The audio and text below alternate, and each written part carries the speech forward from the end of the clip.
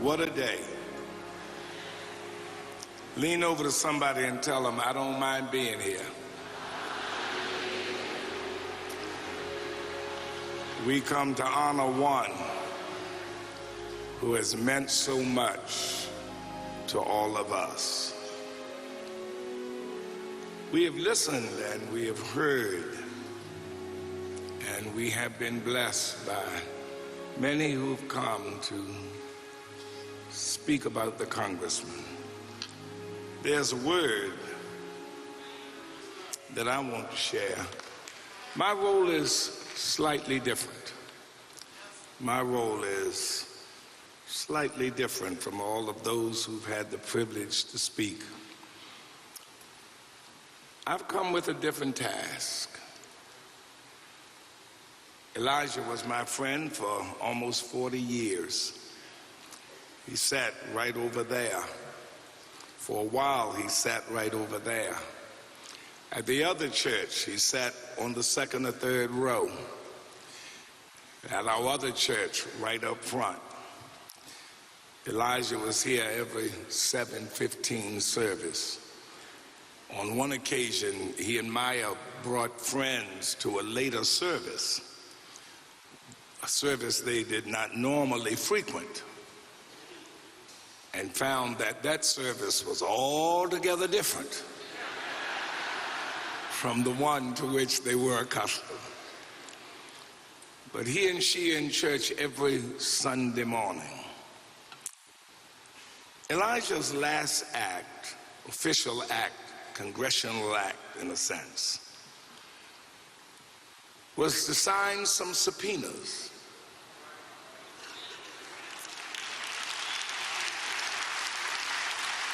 I saw him that morning. I did not know he was still working, but he was working. But that was not his last official act for God. His last official act for God, and let me preface it by saying this. So many times preachers will talk about speaking truth to power. It is a common statement known by many. We speak truth to power. The real problem is power is not often there. But Elijah's last official act for the kingdom of God was to bring power to church.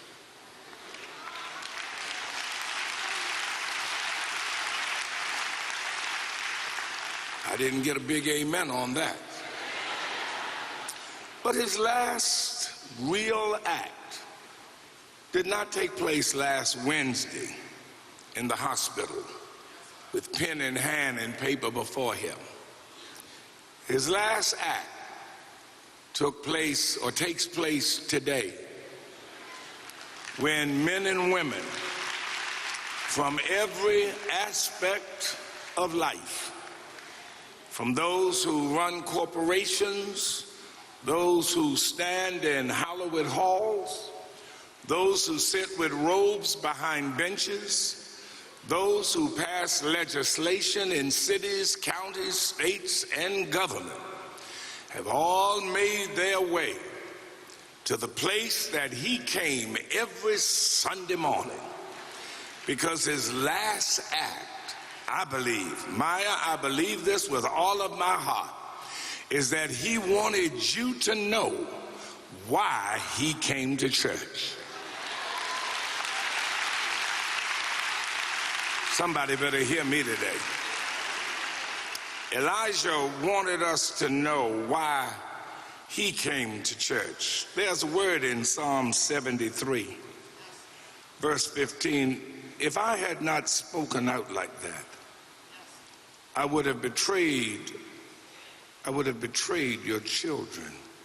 When I tried to understand all this, it troubled me deeply till I entered into the sanctuary of God. Then I understood. For 37 years he sat in this church, but all his life he was a servant of Almighty God. Oh, yes. We would talk on the regular, week after week. We met, about 1982. Perrin Mitchell was then the 7th Congressional District Congressman and was having a banquet downtown. And I had accepted a responsibility I never would normally expect, to do both the invocation and benediction. I planned to do the invocation because I was going to sneak out. But I had made the commitment to do both. And so that meant I had to stay. And I was seated beside this young lawyer. And I sat with him and we talked the whole while. The speaker was bad and boring. So we chatted all the way through it. I found out that he was from South Baltimore like I was. He was right over the Hanover Street Bridge. I was on the other side, the Ponderosa, the garden spot of American living, where the elite come to meet Cherry Hill.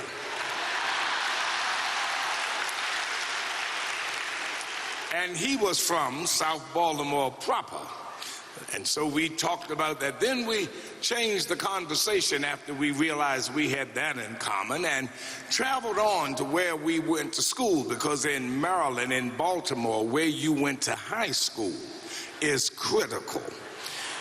He informed me that he had gone to this castle on the hill, this place with a black knight, commonly called City College. And I informed him that I had gone to the only high school in this city, the Baltimore Polytechnic Institute. And we laughed over the salad as we talked about that. We found out we had so much in common and we became friends. And little by little I saw him coming into the church, and then he joined, his partner joined, family joined. And Elijah became a permanent fixture here. For a time, our legal counsel, always my counselor, and we became fast friends. And every Sunday morning, Elijah Cummings is in church, and God is moving him higher and higher and higher. Don't tell me serving God won't lift you up. Don't tell me the steps of a good man are not ordered by the Lord. God raised him one step after another. His law, Elijah, Phi Beta Kappa from Howard University, graduating the University of Maryland Law. Elijah could have been in any 500 company. He could have been a major lawyer downtown with any of the major law firms. But instead, he decided to open his practice to help people who could not find help for themselves. A smart, brilliant attorney running a shop and and God is elevating him with no political machine behind him whatsoever. None. Elijah, from the time that he ran for his first office till the time that he ran for his last seat in Congress, Elijah Eugene Cummings never had a political machine behind him. Never. He had no clubs. Elijah just had people. He had people from here and there and everywhere who would come out and support him. God raising him up every Sunday in church. God raising him up higher and higher. He runs for state delegate, wins that seat. People like Lena K. Lee, Verda Welcome, and others who in their heyday and Juanita Mitchell and Perrin Mitchell had planted a seed in him, and it had begun to grow, and he wanted to step into public office. And so he climbs in, but God is still lifting him. And in 1996, God puts him in Congress. And as the president said, he hadn't been there 15 minutes when he invited William Jefferson Clinton, president of these United States, to come to his home church and worship. For every year he was in Congress, family. For every year he was in the State House. For every year he was a lawyer. He was in church. And the question comes on the last thing that he can do. because the request came to have his service at the Basilica, to have his service downtown, to have his service in the various other large places in town. But the decision was made by his wife that his service would be one place, the New Psalmist Baptist Church. And he was bringing power to church. Somebody better hear what I'm saying. Elijah has brought power to church. Buses rolling up here. Somebody better hear me. I mean, buses coming from everywhere. We got police. I mean, the only thing we don't have is a couple in the ceiling. They are everywhere. We've got security. We've got Secret Service and public service. We've got everything everywhere. They've all come to church. We had folk calling up, I want 20 seats. I want 5 seats. And you know what we did? We said, we'll get you every seat you want, because Elijah wants you in church on the day he goes home. Somebody said, who are you inviting? We inviting everybody. As Larry Young used to say, Lottie Dottie and everybody. Somebody said, you got too many VIPs. I told the team, everybody is a VIP. Bring everybody, treat them like a VIP. Our fraternity is here. The sororities are here. Morgan is here. You name it. Every place of power, Elijah has called them in.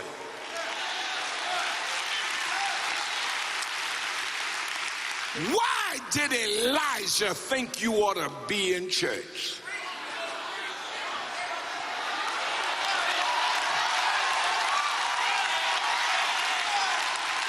Why did Elijah think you ought to be in church? Help me, somebody. Not somebody say, uh-oh. I tell you why Elijah wanted you in church, because he found something in church. God, I feel like preaching right now. Walt, I feel like doing a dance for my friend Elijah. Elijah wanted you in church because he wanted you to know what he found in church. Elijah found in God's house and with God that God will help you recognize your own frailties, but cling to your own possibilities. That's what Elijah came to church for. Elijah would be the first one to tell you he wasn't perfect. He'd be the first one to tell you that he struggled and wrestled like everybody else, that he had to climb the rough side of the mountain. You don't come to church to know the obvious. You come to church to find out, is there a way to still be somebody when I've got baggage hanging on me? Is there a way to do something when my life is so messed up? I wish some of us in this room could quit acting as if our lives were all tied together with a nice bow on top.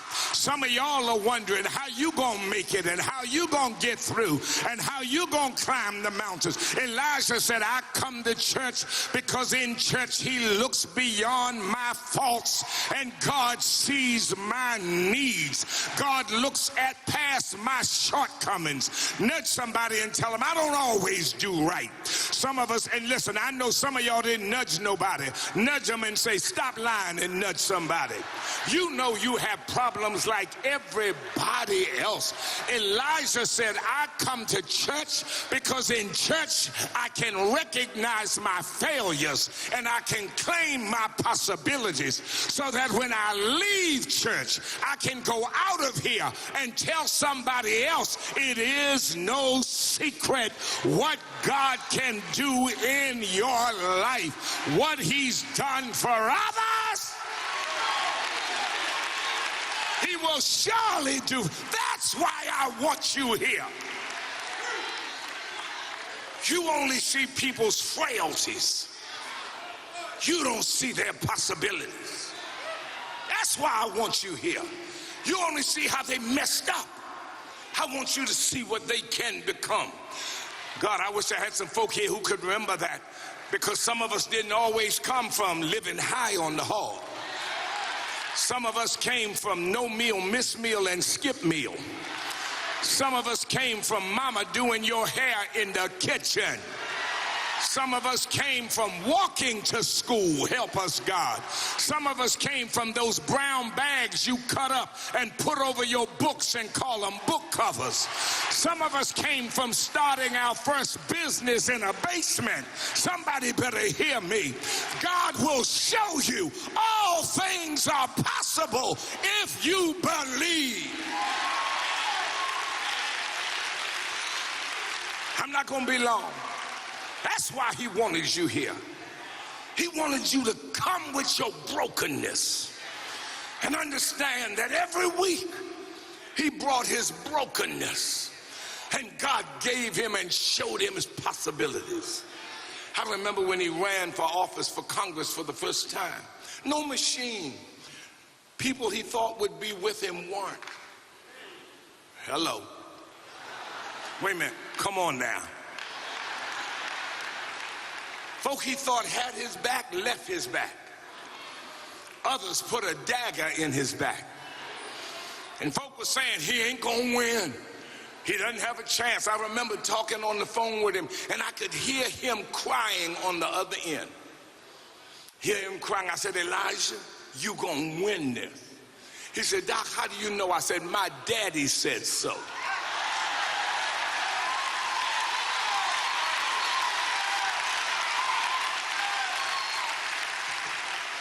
And on that night he won. Political heads were turned. I got in my car, rode down there as a proud pastor of Elijah, Eugene Cummings, said, look at God. Take you from South Baltimore and put you in Congress. Don't you tell me what God can't do. Right, that's the first thing. You know why he wanted you to come to church? He wanted you to come to church because he knew, and he came to church because all of us, especially those in this room, need a regrounding of your grounding.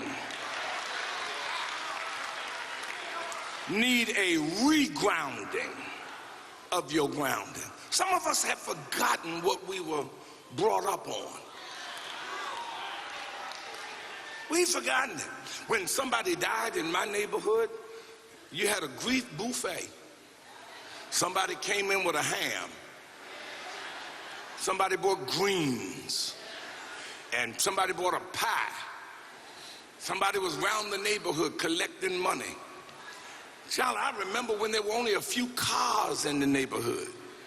And so everybody would pile into a car like a national almanac, trying to set a new record, going to the beach.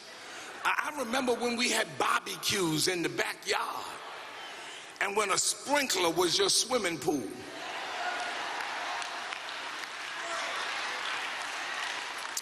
But we grew up with integrity.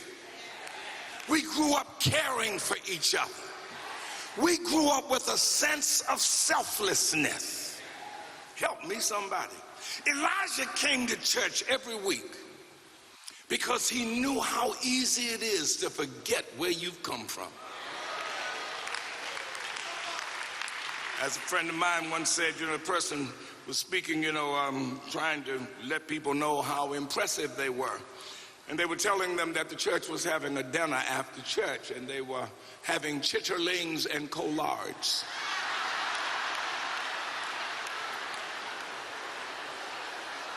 Somebody said, what's that? Chitlins and collards. But sometimes we have forgotten where we've come from. And sometimes we have to make sure our nation does not forget the very things that have been planted in our spirit. Elijah brought you to church today so that that moral compass can be reset, so your grounding can get back, so that we can remember we hold these truths to be self-evident, that all men are created equal and are endowed by their Creator with certain inalienable rights, of which are life, liberty, and the pursuit of happiness.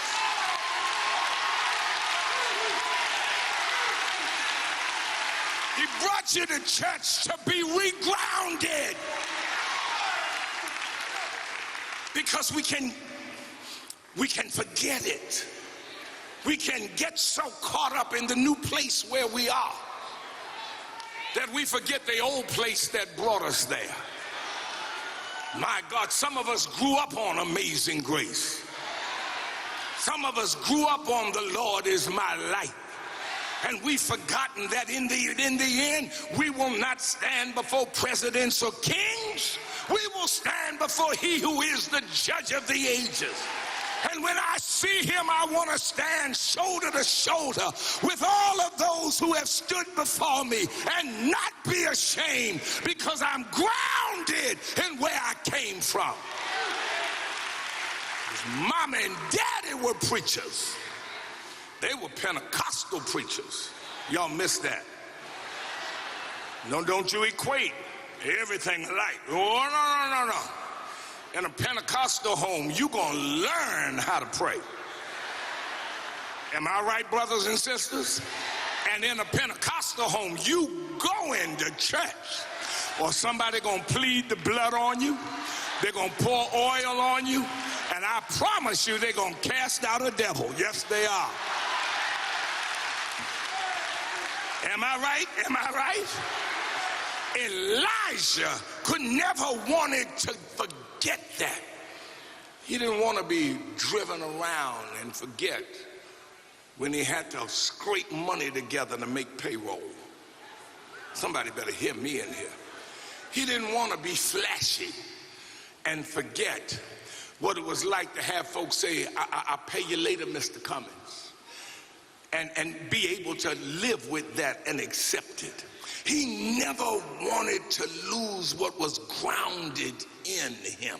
And I think he brought you to church because too many in our country are forgetting where they came from and what was instilled in them. We were not taught to be divided. Mama would backslap you if you talked out of turn. Somebody in here, remember this line? I didn't beat you for what you did.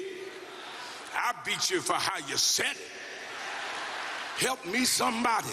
Elijah said, I never want to lose that ability to talk to folk and to get along with folk. We may disagree on the issue, but you are still a person and I'm still a person, and we're still trying to get somewhere. My mama taught me that. My mama taught me I'm not worse than anybody, but she also taught me I'm not better than anybody. And she taught me that the God I serve will make a way for everybody. She taught me how to take care of the least, the left out, the lonely, those that can't lift themselves. Do you know why Elijah was so articulate? He never forgot his grounding. I heard people mentioning that Elijah was a prophet, or rather was like the prophet Elijah. Nudge somebody, say, get this. They're talking about Elijah the prophet, but Elijah was a prophet. A prophet, according to Walter Brueggemann, an Old Testament scholar, says a prophet does three things. A prophet critiques the dominant ideology. A prophet articulates the public pain, and the prophet offers up creative solutions for those who cannot find their way. I've got news for you. Because he stayed grounded in who he was, Elijah would always critique the dominant ideology. He didn't care whether you liked it or not. His voice would rise, his lip would quiver. He'd say, come on now, we can do better than this. He look at you, their hand sometimes starts shaking. You see that knot on the other side of his hand just moving. Why? Because Elijah critiqued what was not right in America. But not only did he critique, he spoke for folk who had no voice. Why? Because he grew up having no voice. He grew up in a community, in a world where we were not allowed to do what we can now do. And Elijah said, as God gives me breath, I will speak for folk who can't speak. I will articulate for folk who cannot articulate. I need you to grab somebody and tell them, don't forget where you came from. But But there's a last reason. He came to church. He came to church, and then I'm done, and then we take him to his final rest. Elijah, I hope I'm telling them why you came to church. There's a last reason he came to church. On Monday to Friday, he's known as the Honorable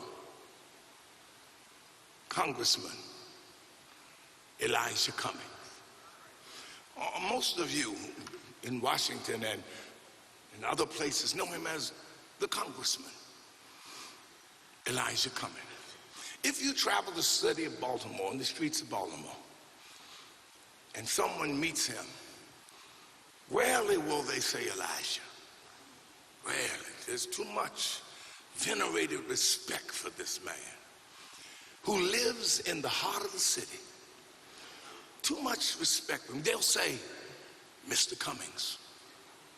You go around town in Baltimore, Mr. Cummings. People on the street, Mr. Cummings, because he's spoken of with great reverence. In New Psalmist, he's Brother Elijah Cummings. And let me share this with you. Monday to Friday, he's solving the problems of the world. In the streets and neighborhoods, he's trying to show possibilities. But when he comes here on Sunday, no fanfare, no entourage, no nothing. He and Maya just come marching right on down that little side, sit right on down.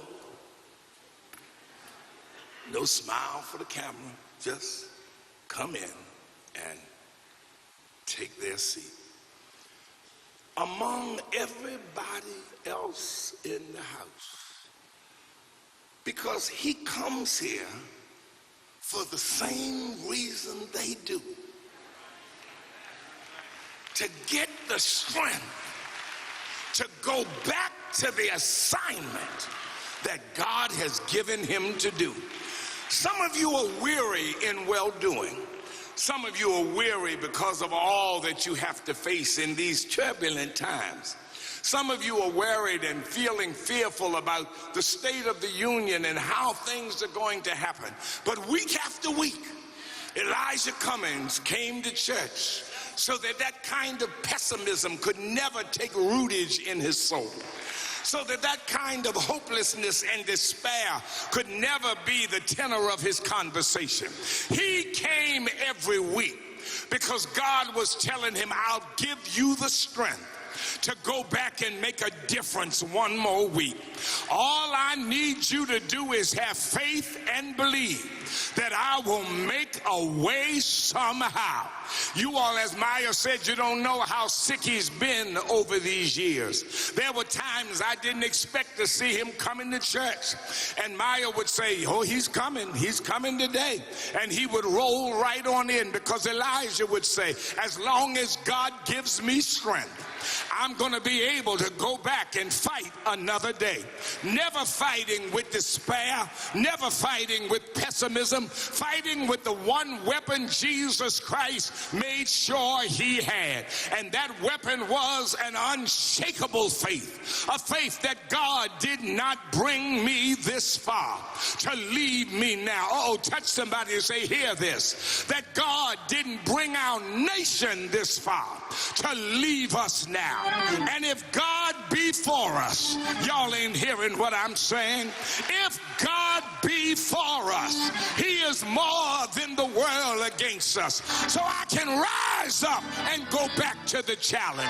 I can go back to my district. I can go back to my committee, because the strong hand of the Lord is on me. His wish for you is that you will have a faith that will not shrink, though pressed by every foe, that will not tremble on the brink of any earthly woe. I'm done now. Sleep on, Elijah. Where are you, Elijah? I'm in glory land. It took me a while to get here, but I can stand before my God and I can hear him say, well done. And may the work I've done, may the work